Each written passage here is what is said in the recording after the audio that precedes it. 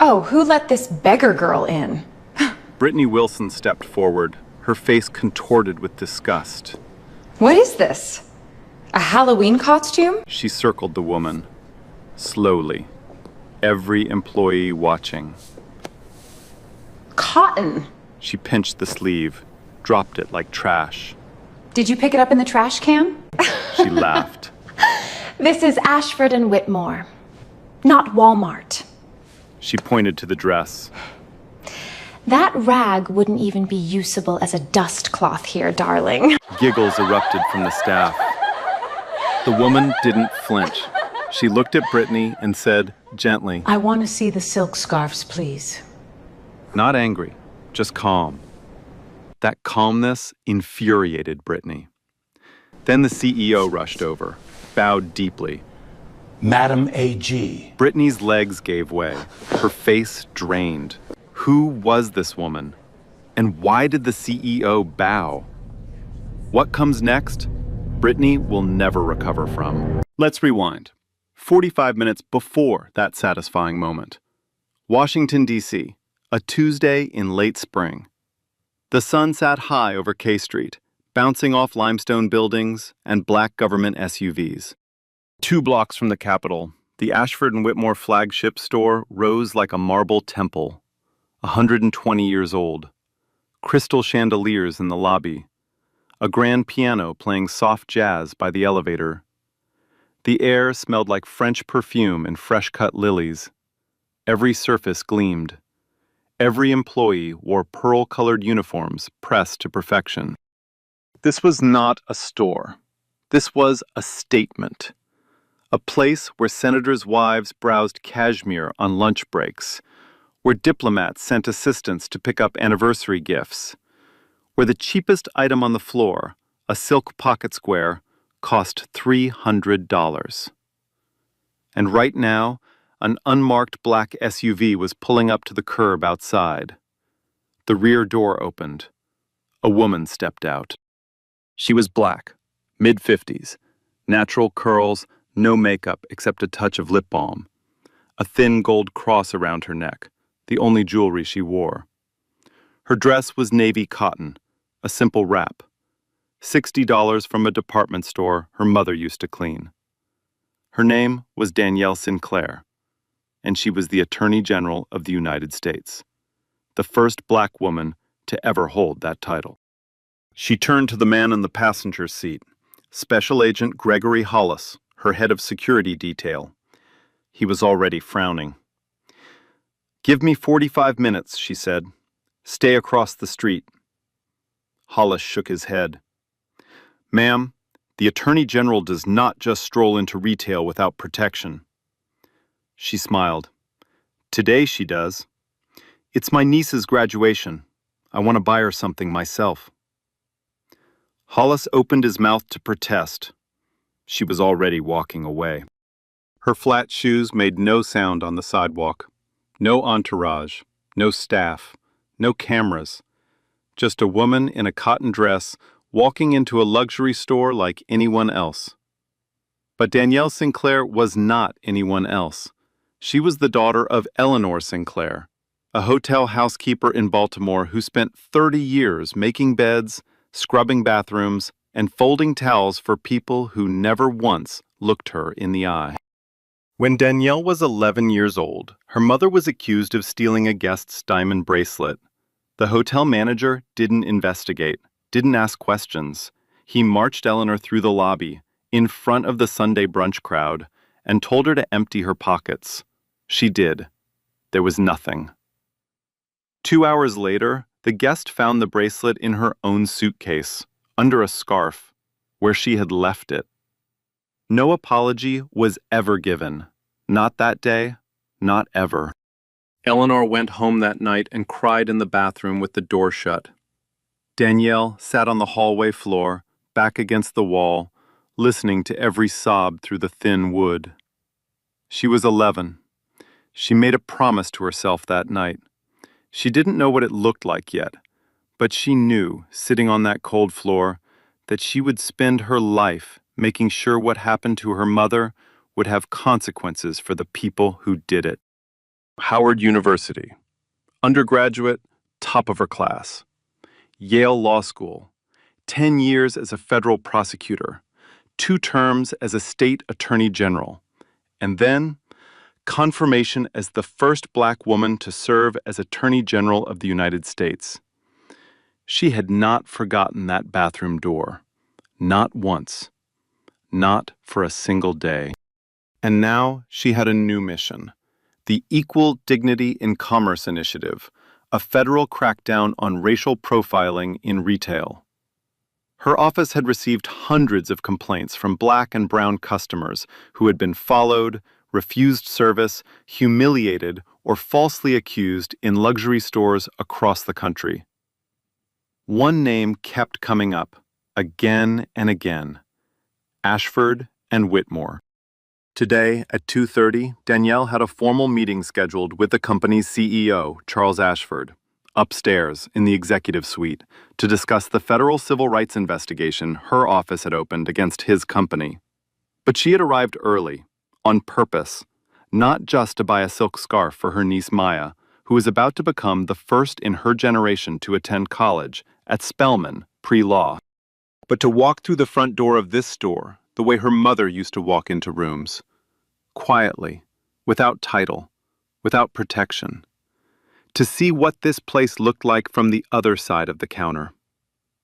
She pushed through the glass doors, the cold air hit her face, the piano music swelled, and somewhere across the marble floor, Brittany Wilson looked up from her tablet, frowned, and reached for her radio. Danielle had barely taken 5 steps inside before she felt it, that feeling, the one every black woman knows, the invisible weight of being watched, not with curiosity, not with interest, with suspicion. The store was enormous.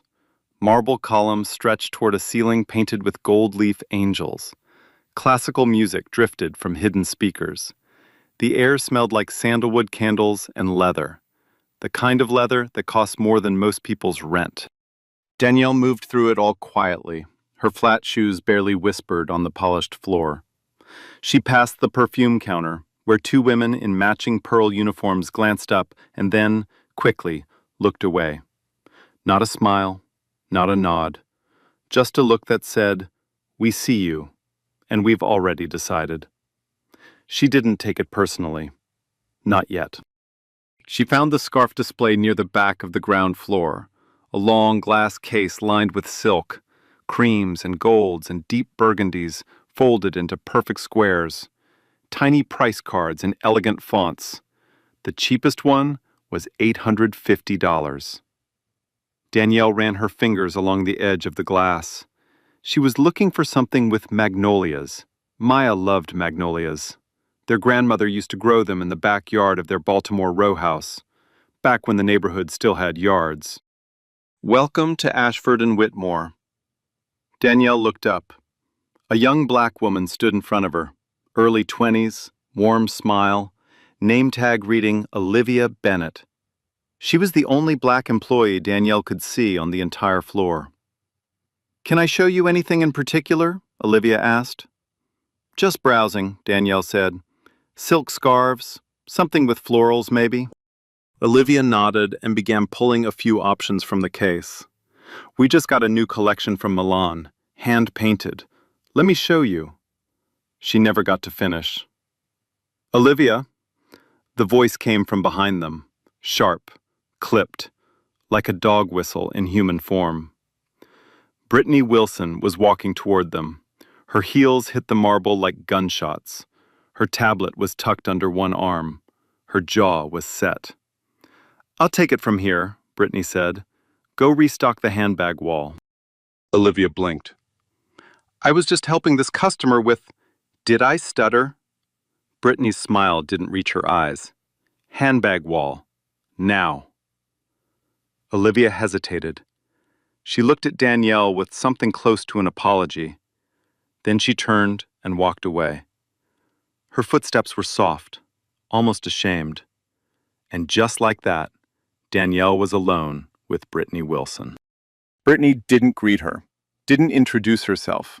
She just stood there, arms crossed, chin lifted, and looked Danielle up and down, slowly, the way you'd examine a stain on an expensive couch.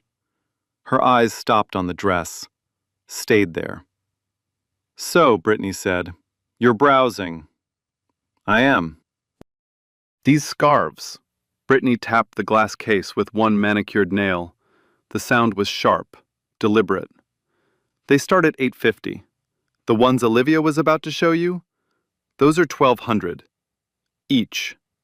She paused, let the number sit in the air like a wall between them. "I just want to make sure," Brittany continued, tilting her head, "that we're not wasting anyone's time here. Mine, Olivia's, yours." Danielle met her eyes. "I appreciate the information. I'd still like to look." Something flickered across Brittany's face. Irritation. She wasn't used to this. Women like Danielle, the ones she had already decided didn't belong, they usually left by now. They'd mumble something, put down the item, and walk out with their eyes on the floor. That was the script. Danielle wasn't following the script. Brittany recalculated and escalated. She turned slightly, just enough to angle her voice toward the two associates at the nearby counter. She wanted an audience. She always did. "Ma'am," Brittany said, louder now, performative, "I'm going to be honest with you. I've been doing this for 11 years. I can tell within 30 seconds whether someone is a serious customer or a browser." She let the word hang. Browser. The way she said it, it meant something else entirely. "And right now," Brittany continued, "I'm looking at a browser." She uncrossed her arms and gestured at Danielle's dress, openly, theatrically, like a game show host revealing a losing prize. That fabric, cotton poly blend at best, off the rack, probably under $100, and honestly, I'm being generous. Her voice carried across the floor like she wanted it to. "Our clientele shops in Chanel, in Valentino, in custom pieces that take 6 months to make." She leaned in, not whispering, the opposite. "You're not our clientele, ma'am. And I think, deep down, you already know that." Two customers nearby turned to watch. One of them, an older white woman in a cream blazer, raised an eyebrow and nodded slowly, like she agreed, like Brittany was doing her a favor by cleaning up the room.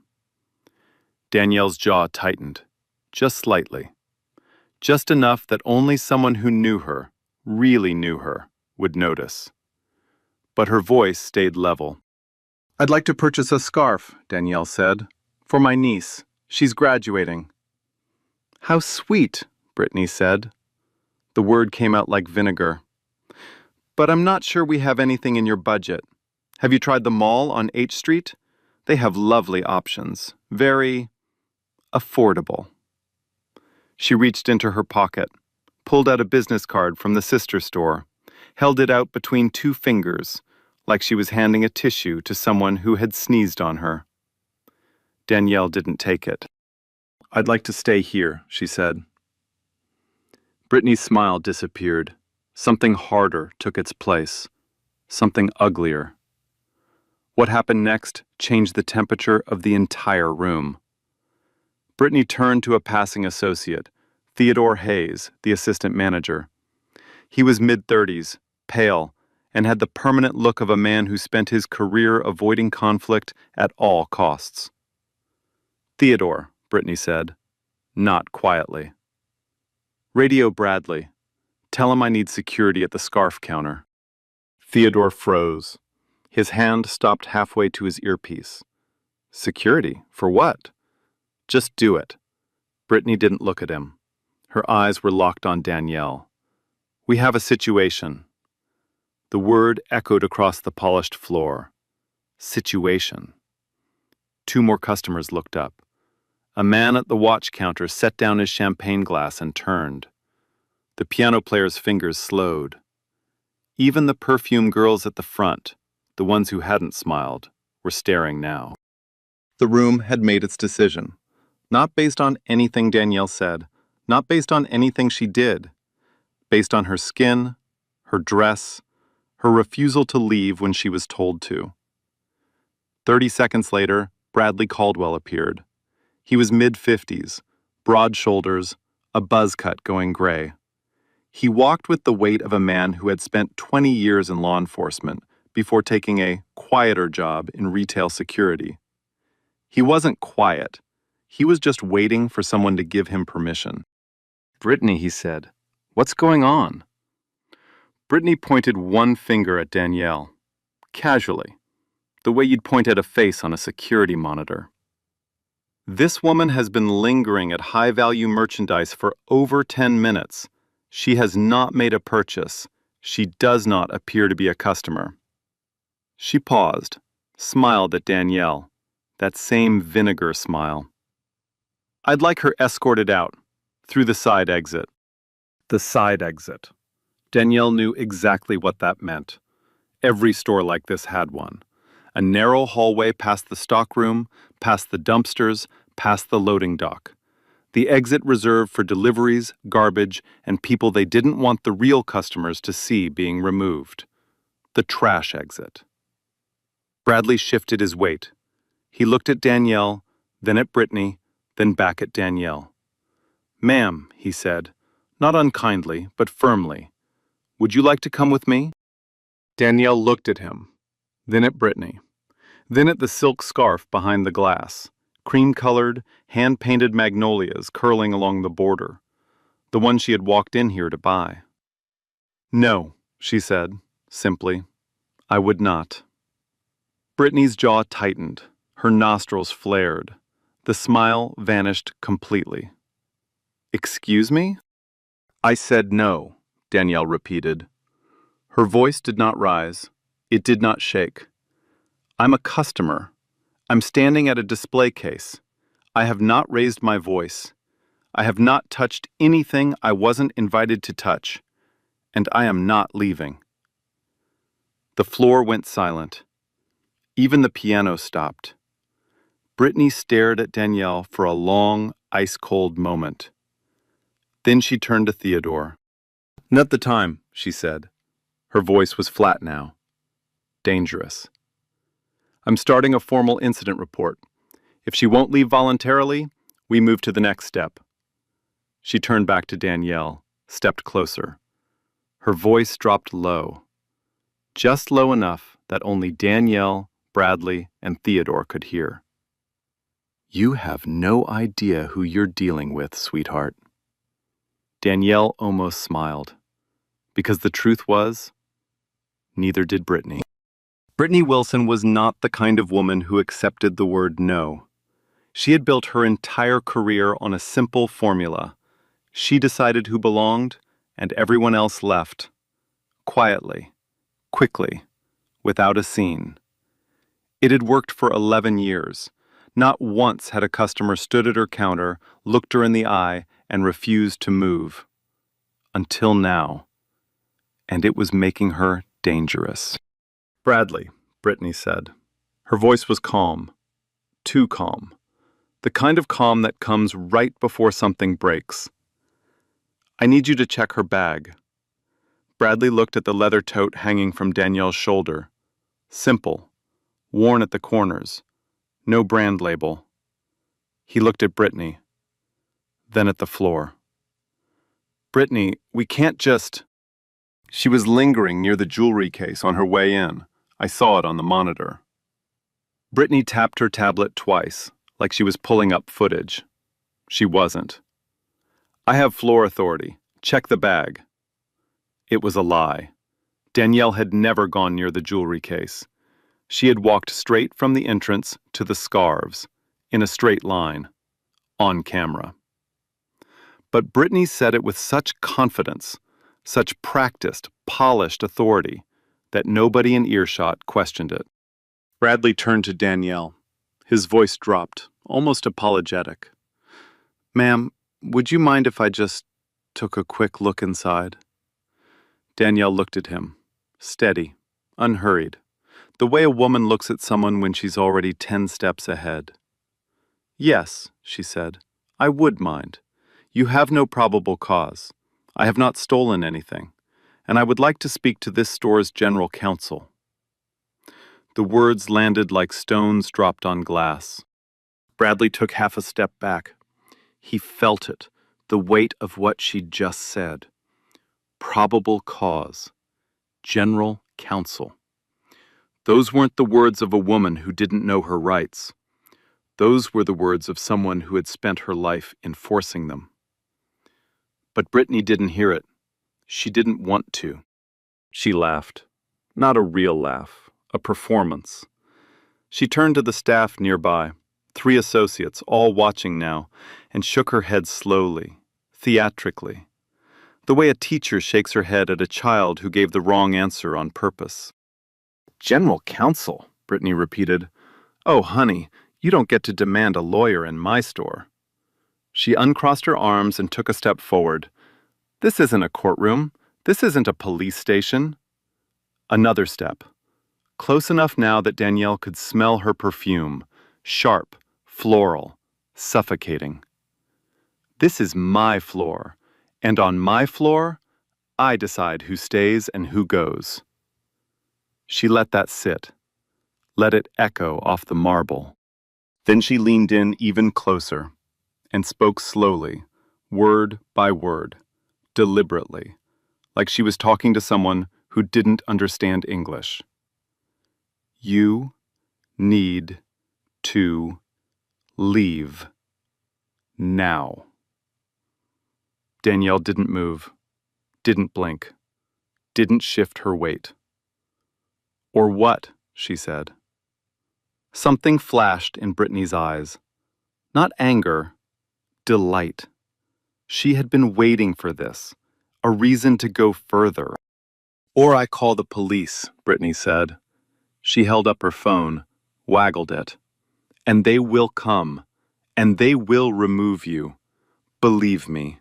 She dropped her voice to a stage whisper, loud enough for every associate in earshot. They always listen to me. I know them all by name. She turned to her staff, spread her hands wide. The martyr, the protector of civilization. It's unbelievable, isn't it? You try to help these people.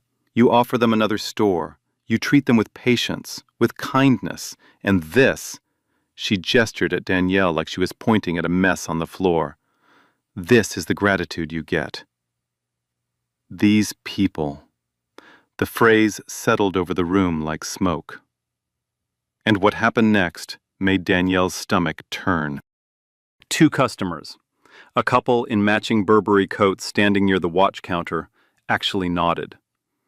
The man lifted his champagne glass slightly, like a toast. Good for you, he said to Brittany. You shouldn't have to deal with this kind of thing. This kind of thing, meaning this kind of person. Brittany glowed. She straightened her blazer, smoothed her hair. She was winning. She knew it. Everyone on this floor had chosen a side, and they had chosen hers. Everyone except one person. Across the floor, behind the handbag display wall, Olivia Bennett stood completely still. Her right hand gripped a leather strap so hard the veins on her wrist were visible.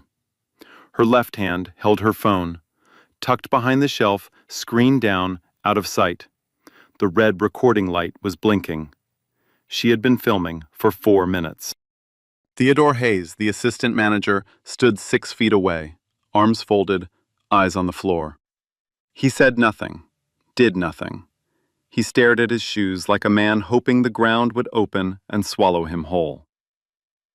The Vivaldi track overhead shifted to a new movement, something lighter, almost playful. Absurdly beautiful, obscenely calm. Like a lullaby playing over a crime scene. Then Brittany made the call. She pulled out her phone, dialed with one hand, held it up beside her ear, speaker tilted outward so the whole floor could hear. She wanted witnesses. She wanted everyone to know she was the one who handled it. Yes, hi, this is Brittany Wilson at Ashford and Whitmore, Connecticut Avenue location. We have a woman refusing to leave the premises. A pause. She looked directly at Danielle while she spoke. African American, mid-50s, wearing well, she scanned the dress one more time, slowly, savoring it. A very inexpensive dress, possibly trespassing. We need an officer dispatched immediately. Yes, thank you. She hung up, slid the phone into her blazer pocket, crossed her arms, tilted her chin. 5 minutes, she said. They'll be here in 5 minutes. I suggest, strongly, that you make this easy on yourself, sweetheart. Danielle stood perfectly still, hands at her sides, breathing even, face unreadable. She glanced up toward the second-floor balcony. Through the glass railing, she could see the edge of a long conference table, a woman in a gray suit arranging folders, the executive offices. She checked her watch. 1:48 p.m. 42 minutes until her meeting. She turned back to Brittany, and for the first time, her voice changed. Not louder, not sharper, but heavier, older, like she was carrying something she'd been holding since childhood. I'd like you to think very carefully, Danielle said, about what you've done in the last 15 minutes. Brittany rolled her eyes so hard her whole head moved. Save the speech, honey. I'm telling you as a courtesy, Danielle continued. Once this goes further, I will not be able to walk it back for you, even if I wanted to. Brittany threw her head back and laughed, full, loud, theatrical. She spun toward Bradley, toward Theodore, toward anyone who would look at her. Oh my God, did you all hear that? She's threatening me. A woman in a $60 dress is threatening me. In my own store, on my own floor. She turned back, wiped an imaginary tear from her eye, still laughing. Should I be scared, Bradley? Should I be shaking right now? Bradley said nothing. His jaw was locked. His right hand hovered near his belt, old habit from 20 years on the force. He looked deeply, physically, uncomfortable. But he didn't stop it. Nobody stopped it. Nobody ever did. Then came the moment that changed everything. Brittany stepped forward. Close. Too close. She dropped her voice, but not to a whisper, to a hiss. The kind that's designed to cut and be overheard at the same time. Intimate and venomous. Let me tell you something, sweetheart, and I want you to really, truly hear me. She tilted her head. Her eyes were flat, empty, like looking into two polished coins. I don't know what neighborhood you crawled out of this morning. I don't know who told you that you could walk in here and pretend like you belong with these people. But let me make one thing very, very clear. She glanced around at her staff, back at Danielle. People like you don't shop here. A pause. One heartbeat. People like you clean here. Clean. The word hit Danielle like a slap across the mouth. Not because it was new, not because it was shocking, but because it was old. So old. 41 years old. For 1 second, just one, the marble floor vanished. The chandeliers disappeared. The piano music and the perfume and Brittany Wilson's cold, painted face, all of it dissolved. And Danielle was 11 again, sitting on a cold hallway floor in Baltimore, her back pressed against the bathroom door, her knees pulled to her chest, listening to her mother cry on the other side.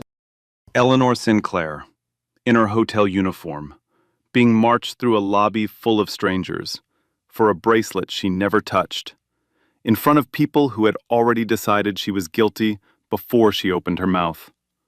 No one said sorry. Not that day, not ever. The flashback lasted 1 second, maybe 2. Then Danielle was back, standing in Ashford and Whitmore, silk and marble and Vivaldi, a manager breathing contempt into her face. She closed her eyes, opened them, and nodded. Once. Slowly.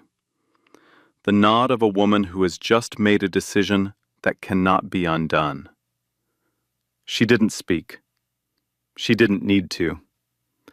Because upstairs, though no one on this floor knew it yet, Charles Ashford had just looked at his watch. He had turned to his chief of staff and said, "She should be here by now. Go find her." And the elevator light had just turned on. It started with a sound. Not a voice, not a shout. Just a sound. Sharp, urgent, expensive. The rapid-fire click of Italian leather shoes descending a marble staircase. Everyone on the floor heard it. Brittany heard it. Bradley heard it. Even the piano player stopped mid-note and looked up. 3 figures were coming down the grand staircase from the executive level. The first was a man, tall, silver hair swept back, charcoal suit tailored so precisely it looked painted on. His face was tight, not angry, but alarmed. The kind of alarm that lives in the chest of a man who has just realized something has gone very, very wrong. Behind him, a woman in a black blazer carrying a leather portfolio, general counsel. And behind her, a younger man with an earpiece and a phone pressed to his thigh, chief of staff. They were not walking. They were rushing.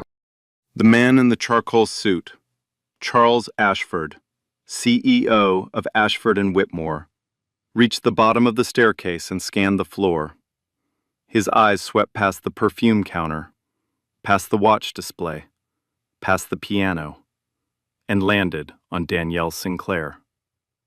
He stopped, completely stopped, like a man who had just stepped on a live wire. His mouth opened, then closed, then opened again. Brittany, who had her back to the staircase, was still mid-performance. She was straightening her blazer, adjusting her hair, glancing at Bradley with a satisfied smirk. She hadn't noticed the 3 figures behind her. She hadn't noticed anything, because she was still living in a world where she was in charge. She was saying something to Theodore, something about the incident report, something about pressing charges. She never finished the sentence. Because Charles Ashford walked right past her, not around her, through her space, like she wasn't there, like she didn't exist. He walked straight to Danielle, stopped 2 feet in front of her, and then, in full view of every employee, every customer, every security camera on the floor, he bowed. Not a nod, not a handshake, not the polite half-bow of a businessman greeting a colleague. A deep, full, formal bow from the waist, the kind reserved for heads of state, the kind that comes from genuine reverence and genuine fear. "Madam Attorney General," he said. His voice cracked on the second word. "Madam A.G., I am so deeply sorry. I had no idea you were already on the floor. We were scheduled for 2:30, and we should have..." He couldn't finish. He was looking at her face, at the calm, at the dress, at the quiet, unshakable dignity of a woman who had just been called a beggar and hadn't flinched. And then, slowly, horribly, he began to notice the rest. The spilled business card on the floor, the security guard standing 3 feet away, the staff still frozen mid-smirk, the 2 customers with their champagne glasses raised in a toast to Brittany's performance.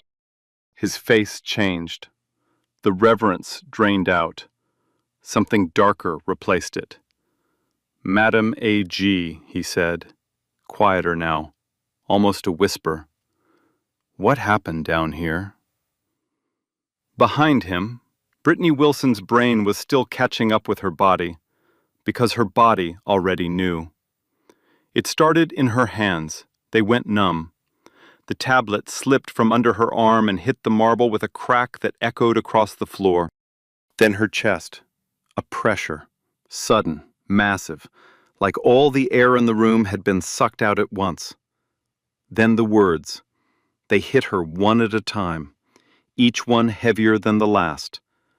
Madam Attorney General. Her right hand shot out, reaching for the scarf display table. Her fingers closed around the edge. Her knees buckled. Not slowly, not gracefully. They just gave out, like someone had cut the strings holding her up. The table went with her. Glass cracked. Silk scarves spilled across the marble in a wave, creams and golds and burgundies sliding in every direction. One of them, the cream one with the hand-painted magnolias, landed at Danielle's feet. Brittany hit the floor, on her knees, surrounded by silk. Her mouth was open. No sound came out. The room held its breath. Olivia, behind the handbag wall, let out one sharp gasp, then a single choked laugh, then clamped her hand over her mouth. Her phone was still recording. Bradley took 2 full steps backward. His back hit the jewelry case. His face was the color of old cement. Theodore closed his eyes. He exhaled through his nose, long, shaking. The breath of a man watching his entire career collapse in real time. The couple in the Burberry coat set down their champagne, quietly. They did not look at each other. They did not look at anyone. Charles Ashford turned to the staff. His voice was steady now, cold, presidential. For those of you who do not know, this is Danielle Sinclair, the Attorney General of the United States. She is here today because this company is the subject of a federal civil rights investigation. He paused, let every word land. She came early, as a personal courtesy, to us. He turned back to Danielle. Madam AG, I will personally, Mr. Ashford. Danielle's voice was quiet, almost gentle. Don't talk yet. Just look. He looked. Brittany Wilson, on her knees, in a puddle of silk, shaking, finally found her voice. It came out broken, a whisper. I didn't know. I didn't know who she was. Please, I didn't.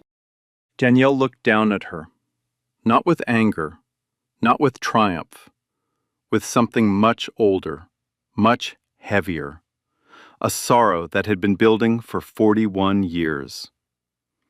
That, Danielle said, is the entire problem. You didn't know who I was, so you decided who I was. The silence lasted 5 seconds. It felt like 5 years. Then Brittany started talking, fast, desperate, the words tumbling out like a dam had broken. Madam Attorney General, there must have been a misunderstanding. We have very specific loss prevention protocols. There was a report from another customer. I was just following procedure. There was no report. Danielle's voice cut through the noise like a blade through silk. You and I both know that. There was no report. No suspicious behavior at the jewelry case. No protocol that required you to touch my clothing, call the police, or attempt to search my bag. She paused. Let the silence do the work. What there is your security camera, your associate's cell phone, and a dozen witnesses standing on this floor who watched every minute of it. Brittany's mouth opened. Nothing came out. Her hands were shaking. The silk scarves around her knees trembled with her. Charles Ashford had heard enough. He turned to Brittany. His face had gone past anger into something colder, something final. Ms. Wilson, every employee on the floor could hear him. He wanted them to. Stand up. Hand me your badge. Brittany looked up from the floor. Her mascara was starting to run. Mr. Ashford, sir, please. I've worked here for 11 years. I have a family. So does she.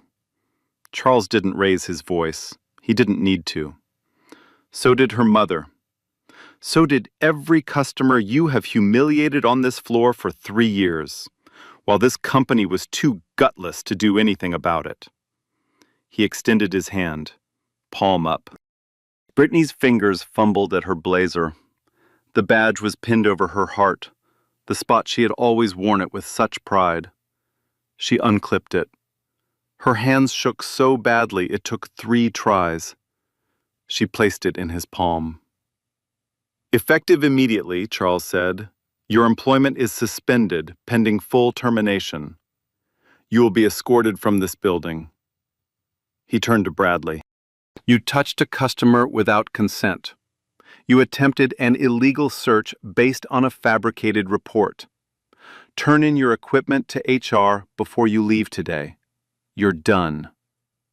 Bradley nodded once. He couldn't speak. Theodore was next. Sir, his voice cracked. For the record, I tried to. You stood there, Theodore. You watched. You said nothing. Charles didn't blink. We'll be having a very different conversation tomorrow. Theodore's eyes hit the floor. He didn't speak again. Charles nodded to 2 security officers near the front entrance. Fresh faces. Not Bradley. They walked over, helped Brittany to her feet. She was unsteady. Her heels kept slipping on the scattered silk. They guided her toward the side exit. The side exit. The narrow hallway past the stockroom, past the dumpsters, past the loading dock. The same exit Brittany had tried to push Danielle through 20 minutes ago. The trash exit. As she passed Danielle, Brittany tried one last time. Her voice was barely a whisper. Madam Attorney General, I'm a single mother. Please. Danielle didn't respond. She wasn't looking at Brittany anymore. She was looking across the floor, at Olivia Bennett. Danielle walked over, her flat shoes silent on the marble. She stopped in front of the handbag wall. What's your name? Olivia, ma'am. The girl's eyes were red. Her phone was still in her hand. You recorded it, didn't you? It wasn't a question. Olivia's chin trembled. I'm so sorry. I should have said something. I should have. You did everything you were able to do. Danielle's voice was soft, almost motherly. In a room full of people who chose silence, you chose to be a witness. Will you send me that recording? Yes, ma'am. Danielle put her hand on Olivia's shoulder, just for a moment. Get yourself a good lawyer, Olivia, because Mr. Ashford is about to offer you a very significant promotion, and you'll want to negotiate. For the first time in 20 minutes, someone on that floor smiled. Outside the store, the news vans that had been parked half a block away were no longer parked. They were rolling. The press had been stationed for Danielle's 2:30 meeting, a routine public availability. But there was nothing routine about what they just saw. A woman in a blazer, badge gone, mascara streaked, being escorted out the side door of a federal civil rights target. Cameras already rolling, phones already out. By 6 o'clock, every major network in America would have the footage. By 9 o'clock, the whole country would know her name. The video hit the internet at 6:14 p.m., 11 minutes, time-stamped, audio crystal clear, filmed from behind a handbag display by a 23-year-old sales associate who had the courage to press record when no one else in the room would even look up. Olivia Bennett's hands had been shaking the entire time. You could see it in the footage, the slight tremor at the edges of the frame. But she never stopped filming, not once. By 6:45, every major network in America had the clip. By 8 o'clock, it was the lead story on every cable news channel. By 9 o'clock, two hashtags were trending #1 nationwide, hashtag Madam AG and hashtag Ashford Whitmore. The moment that broke the internet wasn't the insult. It wasn't the dress comment. It wasn't even the illegal bag search or the police call. It was one sentence. People like you don't shop here. People like you clean here. 11 words, delivered by a store manager to the Attorney General of the United States, on camera, in front of a dozen witnesses. The clip was played on loop. Morning shows, evening news, late-night monologues. Social media turned it into memes, reaction videos, essays. A 16-year-old in Atlanta turned the audio into a spoken-word poem that got 40 million views in 3 days. And then, the floodgates opened. Within 48 hours, more than 240 former Ashford and Whitmore customers came forward. Black, Latino, Indigenous, Asian American. Their stories were different in the details, but identical in the pattern. A retired federal judge, a black woman in her 70s, told CNN she had once been asked at the D.C. flagship if she was sure she could afford the handbag she was holding. She had never told anyone, not her husband, not her colleagues. She had carried that moment in silence for 9 years. A pediatric surgeon's husband in Chicago had been accused of stealing his own wallet from his own pocket. Security held him for 20 minutes. No apology, no explanation. A college professor in Boston was followed through the store for 35 minutes. She counted. When she finally asked why, the associate said, "Just making sure everything's accounted for, ma'am." 240 stories. Same company, same pattern, same silence. Until now. The Department of Justice moved fast. Because Danielle Sinclair was the Attorney General, she personally recused herself from the case, standard protocol. The Deputy AG, a former civil rights litigator named Grace Calloway, took the lead. Within 3 months, the DOJ Civil Rights Division filed a formal pattern and practice complaint against Ashford and Whitmore. The investigation uncovered what Danielle had long suspected. Internal training documents, used at all 14 Ashford and Whitmore locations, contained a section titled Loss Prevention Indicators. On paper, it listed behavioral cues, lingering near exits, removing security tags, concealing merchandise. In practice, every single one of the so-called indicators mapped to racial profiling. Non-standard appearance for store demographic, unfamiliar with product pricing, extended browsing without purchase intent. The language was clean. The intent was not. 12 current and former employees confirmed it under oath. They had been trained, explicitly, to watch certain customers more closely than others. The criteria were never written in plain language. They didn't need to be. Everyone understood. The consent decree came down 6 months later. Ashford and Whitmore agreed to the following terms. A settlement of $185 million distributed to verified victims and civil rights organizations across the country. Mandatory bias and anti-discrimination training for all 12,500 employees. Not a one-time seminar, an ongoing, federally monitored program with annual audits. A federal civil rights monitor embedded in the company for 5 years.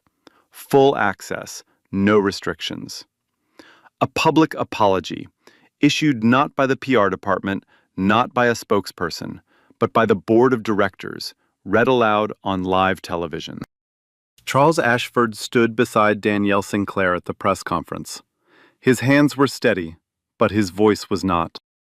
What happened in our flagship store was not an isolated incident, he read. It was a pattern. It was the predictable result of a culture we built, and then chose to ignore. We are sorry. To Madam Attorney General, to every customer we profiled, and to Eleanor Sinclair, whose name we did not know when we failed her daughter, but whose name we will carry for the rest of this company's history. He stepped back from the microphone. He did not take questions. Within 12 months, the board voted to remove Charles Ashford as CEO. He did not fight it. On his way out, he established a personal scholarship in Eleanor Sinclair's name at Howard University, full tuition, renewable, permanent. He told a reporter, off the record, "I deserved to be removed. I built a house and never checked the foundation." As for Brittany Wilson, the Federal Civil Rights Division charged her personally, under color of law statutes, for falsely summoning police based on fabricated claims and racial bias. The responding officer confirmed that Brittany's call contained no verifiable complaint. She had manufactured the emergency. She pleaded down. The sentence was not gentle. 18 months of supervised probation, 500 hours of mandatory community service, assigned to a domestic violence and homeless shelter in Southeast D.C.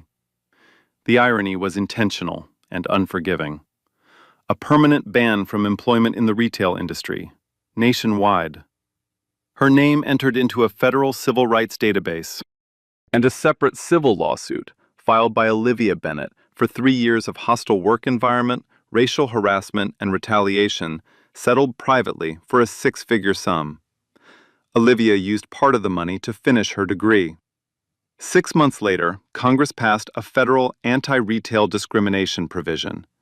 It required luxury and large-format retailers to publish annual demographic data on customer complaints and maintain verified reporting hotlines.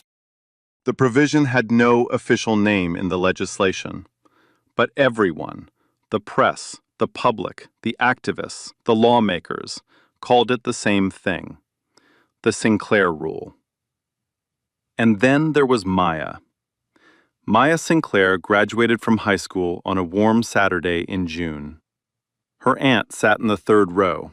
No security detail, no cameras, just family. After the ceremony, Danielle handed her a small box wrapped in cream-colored paper. Inside was the silk scarf. Cream, hand-painted magnolias along the border. Charles Ashford had personally couriered it to Danielle's office the morning after the incident, free of charge, with a handwritten note on company stationery. "For your niece, with my deepest shame and my most sincere apology. C.A." Maya held it up to the light. The magnolias seemed to glow. She wore it across her chest for every photo that afternoon. The image went viral within hours. 1 year later, the Department of Justice press room was full, every seat taken. Cameras lined the back wall 3 rows deep. The air smelled like coffee and fresh paper. Danielle Sinclair stood at the podium. Behind her hung a portrait she had personally commissioned and fought to place there. It showed a woman in a hotel housekeeper's uniform, navy blue, white collar, name tag slightly crooked. She was smiling. Not a big smile, the quiet kind. The kind that belongs to a woman who has spent her life being invisible, but has never once stopped standing. Eleanor Sinclair, taken in 1984. The only photograph Danielle had of her mother, smiling at work. There had been rules about which portraits could hang in the DOJ lobby. Old rules, unwritten rules. Rules about rank and title and legacy. Danielle changed the rules. She did not mention Ashford and Whitmore in her speech. She did not mention Brittany Wilson. She did not mention silk scarves or marble floors or side exits. She didn't need to. The first line of her address was enough. My mother was not a thief. She never was. And neither were any of the women or men or children who have ever been treated like one, because of the color of their skin or the price of their dress. The room was silent. Then, applause. Long. Rolling. The kind that starts in the chest. Somewhere across the country, in a bright office with natural light and a whiteboard full of training schedules, Olivia Bennett stood in front of her own team. 14 people. Diverse. Attentive. She was the new regional director of diversity and inclusion at a competing retailer. Hired not because of what happened to her, but because of what she did about it. She was teaching them something simple, something Ashford and Whitmore never taught her. Every customer who walks through that door, she said, is a person first. Before the clothes, before the wallet, before your assumptions. A person. Start there. Somewhere else, in a department store in Northern Virginia, Bradley Caldwell stood behind a new security desk. Different store, different uniform, same broad shoulders. A young floor manager approached him, pointed toward a black teenager browsing the sneaker wall. "Keep an eye on that one, will you?" Bradley looked at the teenager, then at the manager. "No, ma'am," he said, quietly, firmly. "I won't be doing that. I've made that mistake before." The manager blinked, walked away. The teenager kept browsing, unbothered, unaware, free. And somewhere in Southeast D.C., in a fluorescent-lit shelter that smelled like industrial cleaner and instant coffee, Brittany Wilson pushed a mop across a linoleum floor. She wore no blazer, no badge, no heels. She was alone. The hallway was empty. The only sound was the wet drag of the mop and the hum of the overhead lights. She was not redeemed. She was not transformed. She was just smaller. If you've ever been the Danielle in that room, the one who was judged before you spoke, drop an "I see you" in the comments. If you've ever been the Olivia, the one who picked up the phone, the one who told the truth when it was easier to look away, drop an "I see you" too. And if you've ever been quiet, if you've ever watched and said nothing, ask yourself why. Because dignity isn't something you wear, it's something you're owed. And silence is a choice. Hit that like button if you believe that. Subscribe if you want more stories where the truth comes home, in full, with the receipts. And share this with someone who needs to hear it today. One last thing. In Maya Sinclair's college dorm room at Spelman, taped to the wall above her desk, there are two framed items side by side. The cream silk scarf with the hand-painted magnolias, and her grandmother's old hotel name tag. Beneath them both, in her aunt's handwriting, a single line. Walk into any room like your mother is watching, because somewhere she is. Here's what I want you to take from this. Every single person who walks into a room is carrying a story you know nothing about. You don't know where they've been. You don't know what they've done. You don't know who they are. All you see is outside, the clothes, the shoes, the skin, and you think that enough to decide whether they matter. It's not. It never was. And that's a mistake most people make. I look at someone and in 3 seconds, they decide this person belongs, this person doesn't, this person deserves my respect, this person doesn't. Based on what? A dress? A handbag? A price tag on someone's outfit? That's not judgment, that's laziness, and it will cost you more than you think. So here's the lessons. Treat people like people first, before the clothes, before the wallet, before your assumptions. Because the person you look down on today might be the most powerful person in the room, but even if they are not, even if they are nobody famous, nobody important, nobody with a title, they still deserve to be treated like a human being. That's not special treatment, that's a bare minimum. Like, share and subscribe. Real stories, justice every week. And remember, dignity isn't something you earn with expensive clothes. It's something every person is born with. Stop pretending you get to decide who deserves it.